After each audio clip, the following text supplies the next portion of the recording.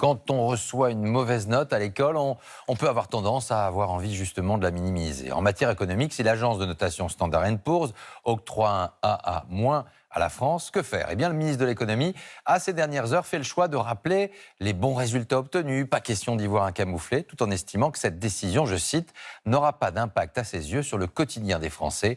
Raphaël Asensio, Philippe Maire et Guillaume Beaufils. Le gouvernement le redoutait et le couperet est tombé. Pourquoi la note de la France a-t-elle été dégradée? L'une des raisons, la dette publique pourrait être trop élevée dans les prochaines années. Le gouvernement assure qu'elle passera sous les 3% du PIB d'ici à 2027, quand Standard & Poor's prévoit plutôt 3,5%. Est-ce une mauvaise note?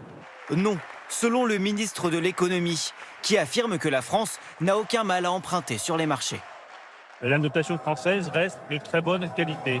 Et quand, comme ministre des Finances, je finance la dette française sur les marchés, je n'ai aucun problème à lever de la dette et à financer la dette française parce que la signature française reste de très grande qualité. Alors, quelles conséquences pour les Français? Bruno Le Maire exclut toute nouvelle hausse d'impôts en 2025. Pourtant, pour faire baisser la dette, il faut bien faire des économies quelque part, selon cet expert. Il y a un vrai dilemme là-dessus, savoir est-ce que le gouvernement durcit sa politique économique avec plus d'austérité, j'allais dire, quitte à faire des dizaines de milliards d'économies, qui auront des effets sur le quotidien des Français, ou les entreprises ou les ménages, ou au contraire, finalement, va s'assouplir un peu dans les objectifs, quitte à ne pas tenir les 3%. Un pari risqué.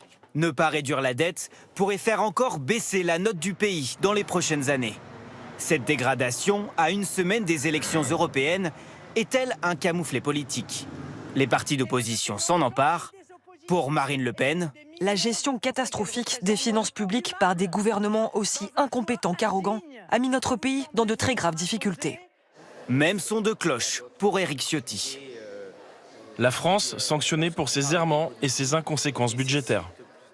Parmi les grands pays européens, la France est moins bien notée que l'Allemagne, mais reste mieux placée que l'Espagne et l'Italie.